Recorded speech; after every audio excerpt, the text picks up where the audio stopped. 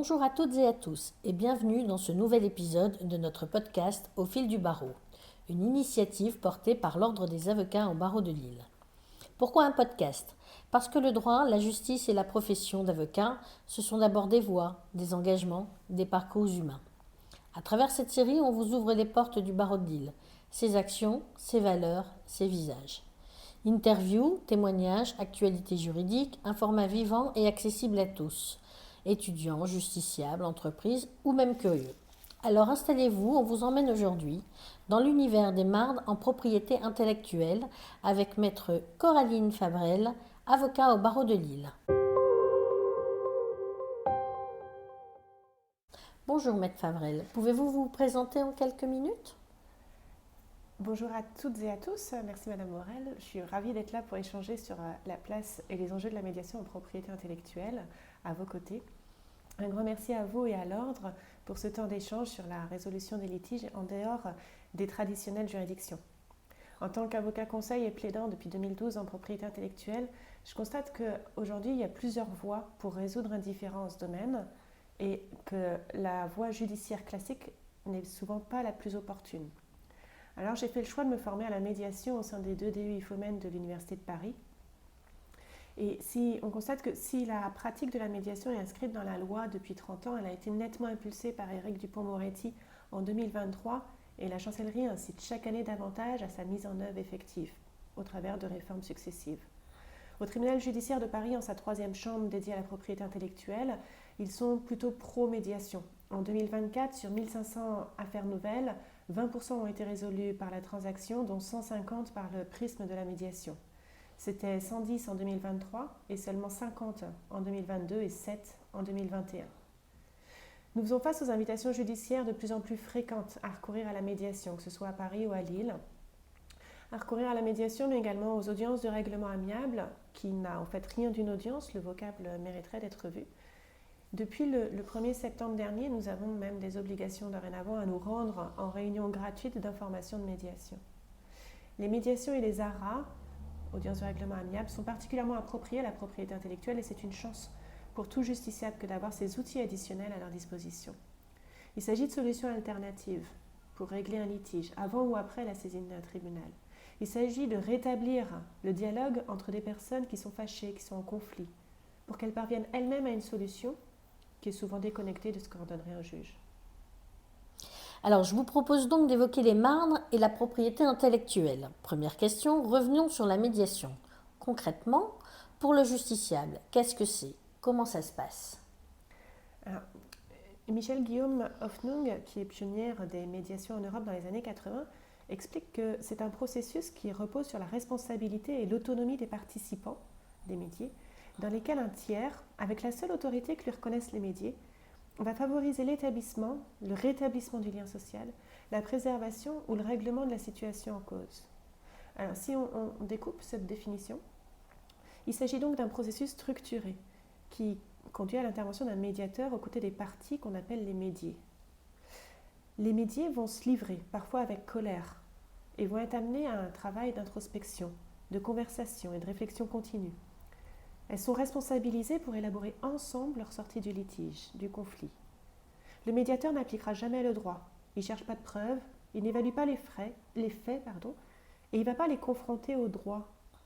Il n'est pas du tout dans la démarche judiciaire. Le médiateur, lui, va se concentrer sur les personnes et non les faits. Il retient les conflits sous-jacents au litige primairement exposé et il cherche en fait le motif profond du conflit.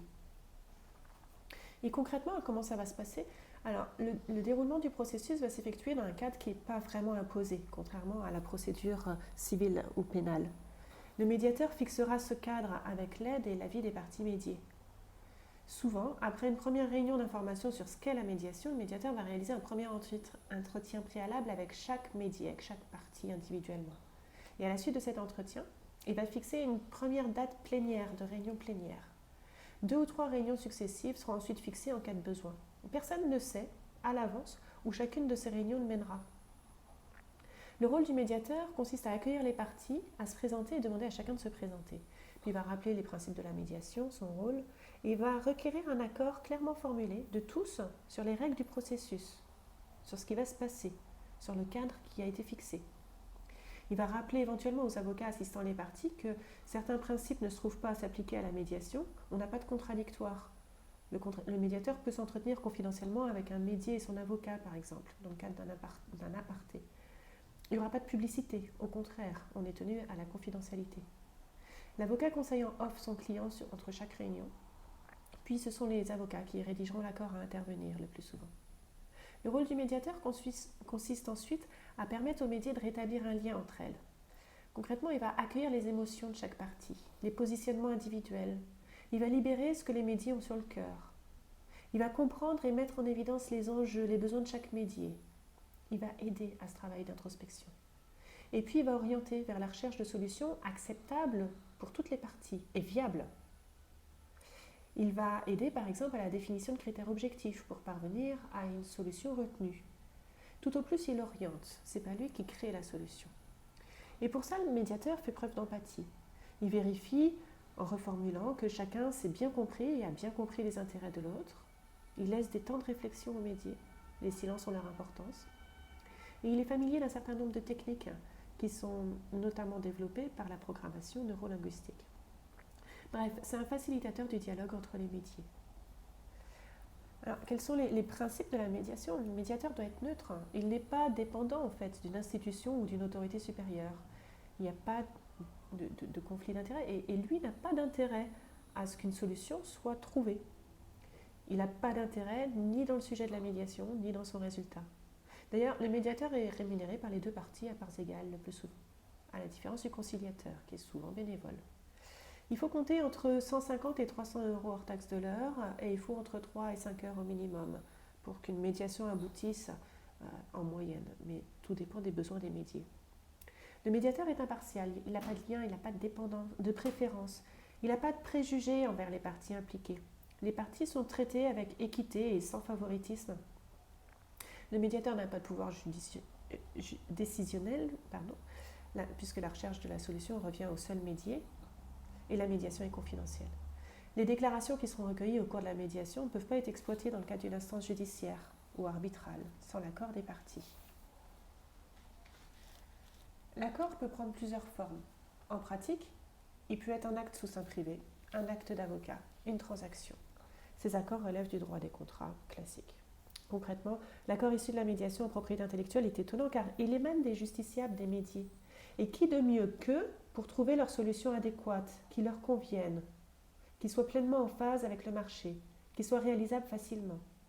En propriété intellectuelle, on peut ainsi envisager des licences croisées, un partenariat marketing, une collaboration, pour écouler les produits considérés comme étant contrefaisants. De nombreux engagements opérationnels peuvent être mis en œuvre. Alors donc pour vous, la propriété intellectuelle serait un terreau idéal de la médiation. Absolument. En propriété intellectuelle, on est habitué à la négociation.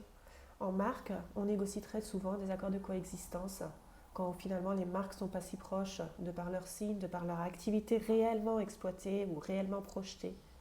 La médiation est déjà développée auprès d'organismes internationaux avec lesquels on travaille quotidiennement, tels que l'OMPI et le IPU, les organismes, les administrations des titres de propriété industrielle ailleurs qu'en France.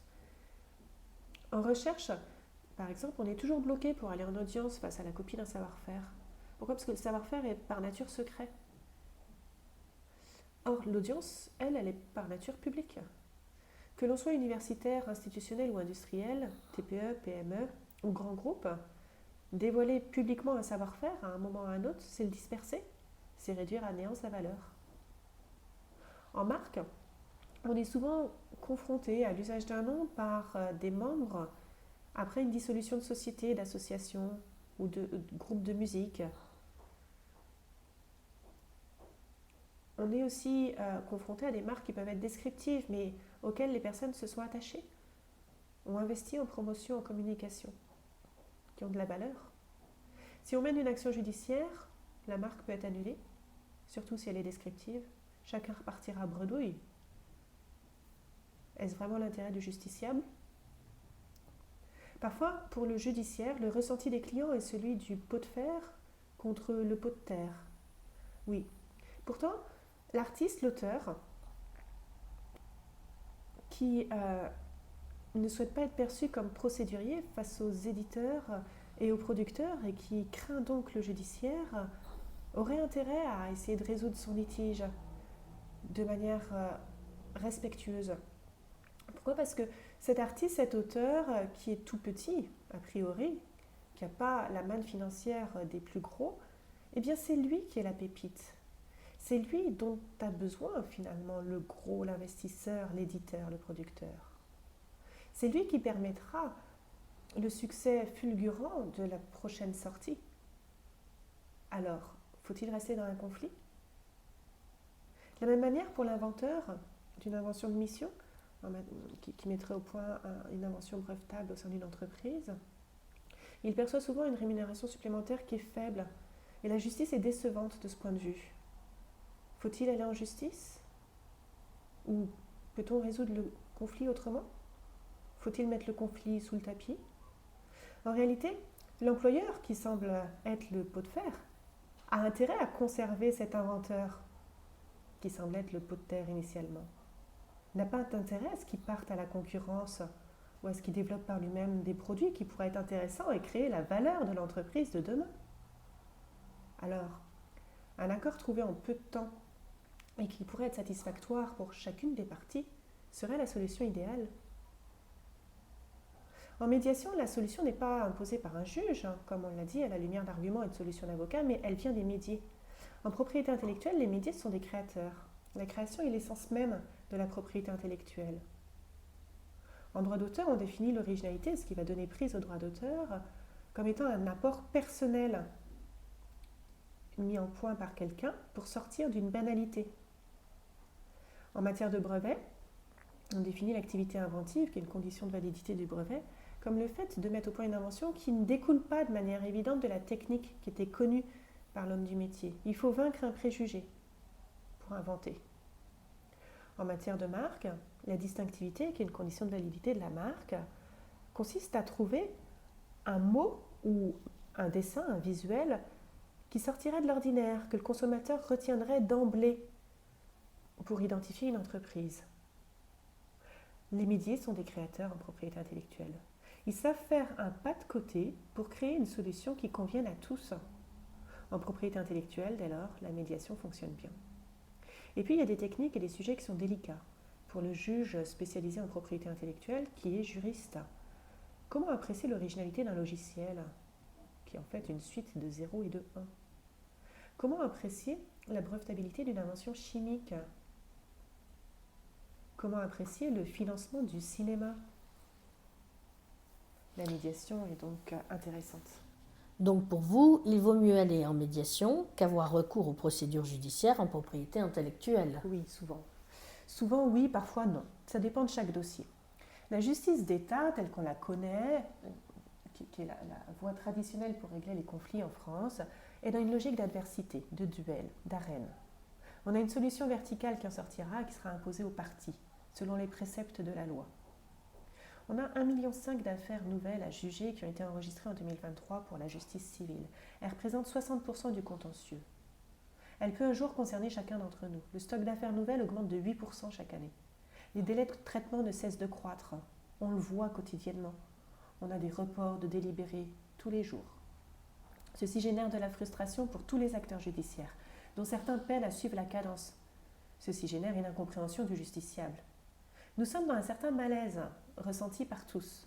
Pour M. Gaillet, magistrat de la 3e chambre du tribunal judiciaire de Paris dédié à la propriété intellectuelle, il faut réhumaniser une justice civile qui est face à un morceau de dossier à traiter dans des conditions staccanovistes. Aujourd'hui, une procédure en propriété intellectuelle, c'est 24 mois en moyenne en première instance, quand on n'a pas d'incidents qui prendront 6 mois. C'est 24 mois en appel, si un appel est formé. Pendant ce temps, les justiciables ont une épée de Damoclès.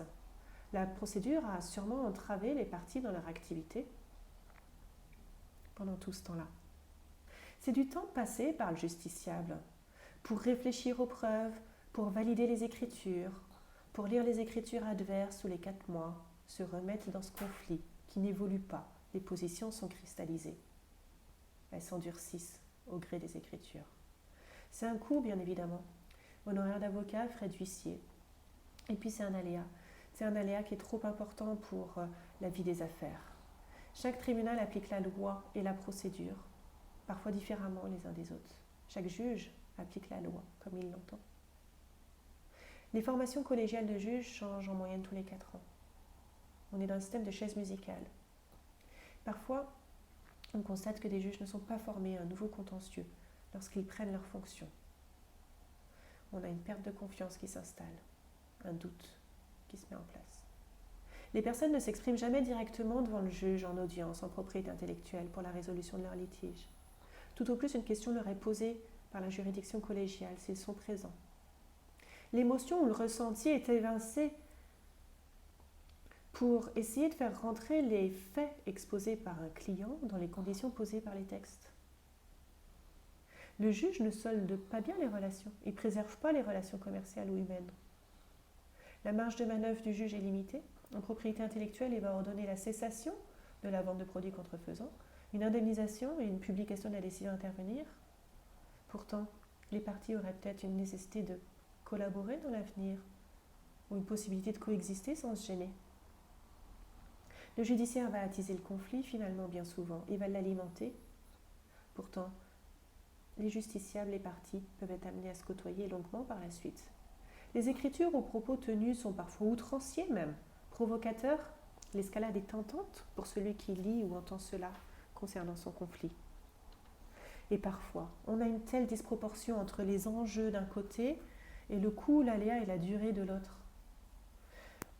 Nathalie Sabotier, qui est la première vice-présidente adjointe du tribunal judiciaire de Paris en propriété intellectuelle, explique que pour elle, lorsqu'on est en conflit de manière judiciaire, on rentre dans la grande lessiveuse de la justice, avec une mise en état très longue, des délais d'audiencement qui deviennent de plus en plus problématiques, contre un concurrent qui ne nous gênait pas tant que ça.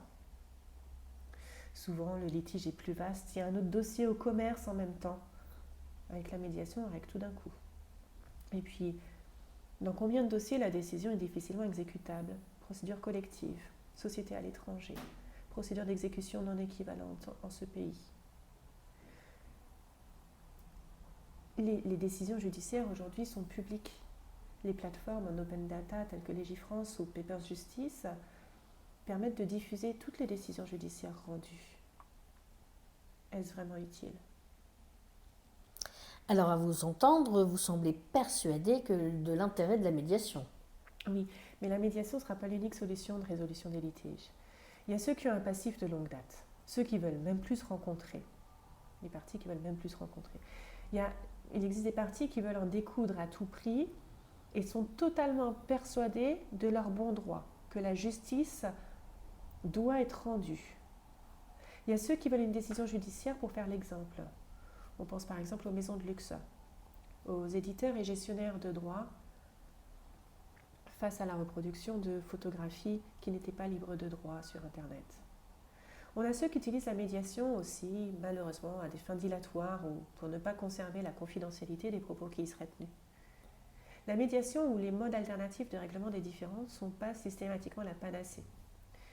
Et puis en France, il ne faut pas oublier que nous sommes dans une culture de la castagne. Le métier d'avocat est perçu comme étant principalement contentieux. Beaucoup de justiciables attendent de lui une combativité. Et beaucoup craignent que la médiation soit perçue comme un aveu de faiblesse. Certains clients recherchent en l'avocat un guerrier qui lâche rien, qui intimide, qui se bat avec férocité, qui aurait l'envie de s'acharner, de vaincre à tout prix et de dominer l'autre. Et parallèlement, nombre d'avocats ont des habitudes contentieuses bien ancrées. Nombre de jurys sont rassurés face à une application rigide du droit. Pourtant, dans ce contexte-là, dans cette culture de la castagne française, je constate que le client s'avère bien souvent tellement plus satisfait lorsque l'avocat maîtrise le droit, certes, mais adopte aussi une écoute active, une compréhension de l'autre et fait preuve de discernement, d'honnêteté intellectuelle et d'humilité à toute épreuve.